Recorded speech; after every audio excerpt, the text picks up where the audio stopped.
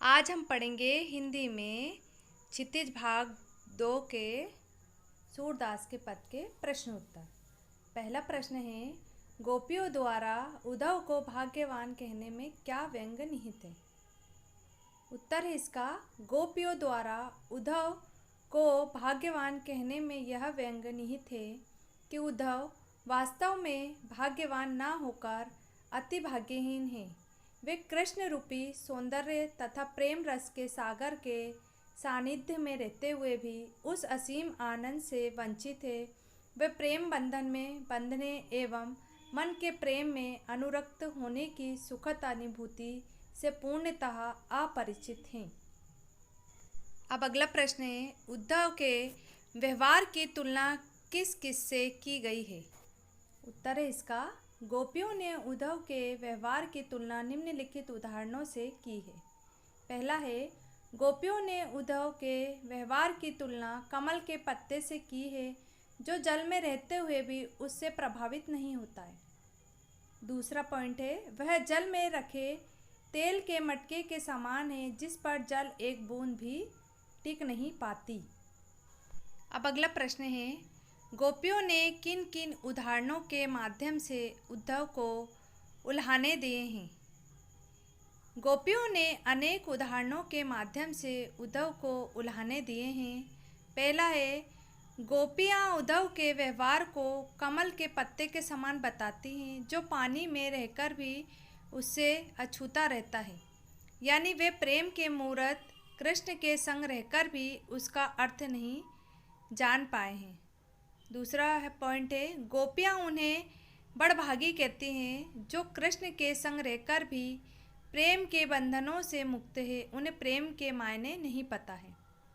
तीसरा पॉइंट, वे उद्धव के योग संदेश को कड़वी ककड़ी के समान बताती है, जो उनसे नहीं जाती, यानी वे उन बातों को नहीं समझ सकती।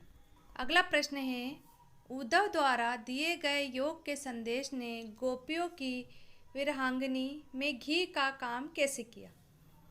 उत्तर है इसका, गोपियाँ श्री कृष्ण के आगमन की आशा में बेचैन थी। वे एक एक दिन गिन रही थी और अपने तन मन की व्यथा को चुपचाप सहती हुई कृष्ण के प्रेम रस में डूबी हुई थी, परंतु कृष्ण ने स्वयं न आकर योग का संदेश देने के लिए उद्धव को भेज दिया। विरह की अग्नि में जलती हुई गोपियों को जब उद्धव ने कृष्ण को भूल जाने और योग साधना करने का उपदेश देना प्रारंभ किया, तब गोपियों की विरह वेदना और भी बढ़ गई। इस प्रकार उद्धव द्वारा दिए गए योग के संदेश ने गोपियों की विरह अग्नि में घी का काम किया। अब अगला प्रश्न है, मर ज्यादा ना लही के माध्यम से कौन सी मर्यादा ना रहने की बात की जा रही है। उत्तर, मर ज्यादा ना लही के माध्यम से प्रेम की मर्यादा ना रहने की बात की जा रही है। कृष्ण के मथुरा चले जाने पर गोपियाँ उनके वियोग में जल रही। कृष्ण के आने पर ही उनकी विरह वेदना मिट सकती थी, परंतु कृष्ण ने स्वयं न आकर उद्धव को योग संदेश के साथ भेज दिया, जिसने गोपियों की उनकी मर्यादा का त्याग करने पर आतुर कर दिया। अगला प्रश्न है, कृष्ण के प्रति अपने अनन्य प्रेम को गोपियों ने किस प्रकार अभिव्यक्त किया। गोपियों ने कृष्ण के प्रति अपने अनन्य प्रेम को विभिन्न प्रकार से दिखाया है। पहला है, गोपियों ने अपनी तुलना उन चींटियों के साथ की है, जो गुण श्री कृष्ण भक्ति पर आसक्त होकर उससे लिपट जाती हैं और फिर स्वयं को छुड़ा ना पाने के कारण वही प्राण त्याग देती हैं। दूसरा, उन्होंने खुद को हारिल पक्षी व श्री कृष्ण को लकड़ी की भांति बताया है। जिस प्रकार हारिल पक्षी सदैव अपने पंजे में कोई लकड़ी अथवा तिनका पकड़े रहता है, उसे किसी भी दशा में नहीं छोड़ता, उसी प्रकार गोपियाँ ने भी मन कर्म और वचन से कृष्ण को अपने हृदय में दृढ़तापूर्वक बसा लिया है। अगला पॉइंट है, वे जागते सोते स्वप्नावस्था में दिन रात कृष्ण कृष्ण की ही रट लगाती रहती हैं। अगला प्रश्न है, गोपियों ने उद्धव से योग की शिक्षा कैसे लोगों को देने की बात कही है।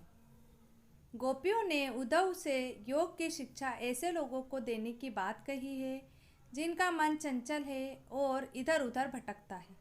उद्धव अपने योग के संदेश में मन की एकाग्रता का उपदेश देते हैं, परंतु गोपियों का मन तो कृष्ण के अनन्य प्रेम में पहले से ही एकाग्र है। इस प्रकार योग साधना का उपदेश उनके लिए निरर्थक है। योग की आवश्यकता तो उन्हें है जिनका मन स्थिर नहीं हो पाता, इसलिए गोपियाँ चंचल मन वाले लोगों को योग का उपदेश देने की बात कहती हैं। अब अगला प्रश्न है, प्रस्तुत पदों के आधार पर गोपियों का योग साधना के प्रति दृष्टिकोण स्पष्ट कीजिए। गोपियों ने योग साधना को निरर्थक बताया है। उनके अनुसार यह उन लोगों के लिए है जिनका मन अस्थिर है, परंतु गोपियों का हृदय तो श्री कृष्ण के लिए स्थिर है। वे उनकी भक्ति में पूरी तरह से समर्पित है। योग ज्ञान उनके लिए कड़वी ककड़ी के समान है जिसे खाना बहुत ही मुश्किल है। यह ज्ञान गोपियों के लिए बीमारी से अधिक कुछ नहीं है। अब अगला प्रश्न देखते हैं, गोपियों के अनुसार राजा का धर्म क्या होना चाहिए। गोपियों के अनुसार राजा का धर्म है कि वह प्रजा को न सताए और प्रजा के सुखों का ख्याल रखे। अब अगला प्रश्न देखते हैं, गोपियों को कृष्ण में ऐसे कौन सा परिवर्तन दिखाई दिए जिनके कारण वे अपना मन वापस पा लेने की बात कहती हैं। गोपियों को लगता है कि कृष्ण ने अब राजनीति सीख ली है। उनकी बुद्धि पहले से भी अधिक चतुर हो गई है। पहले वे प्रेम का बदला प्रेम से चुकाते थे, परंतु अब प्रेम की मर्यादा भूलकर योग का संदेश देने लगे हैं। कृष्ण पहले दूसरों के कल्याण के लिए समर्पित रहते थे, परंतु अब अपना भला ही देख रहे हैं। उन्होंने पहले दूसरों के अन्याय से लोगों को मुक्ति दिलाई है, परंतु अब नहीं।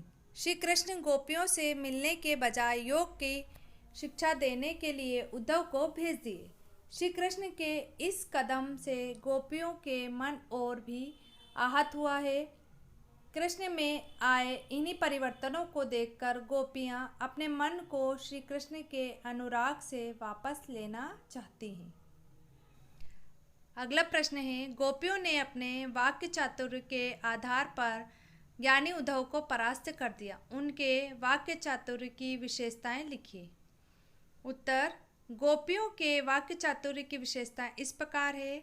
साहसी, गोपियाँ पूरी तरह से निडर हैं। वह उद्धव को कोसने से परहेज नहीं करती। वह उनके योग साधना के संदेश को कड़वी ककड़ी और बीमारी बताती हैं। तो बच्चों, इसी तरह हम आपके लिए और भी आगे के पार्टों के प्रश्न उत्तर लेकर आते रहेंगे।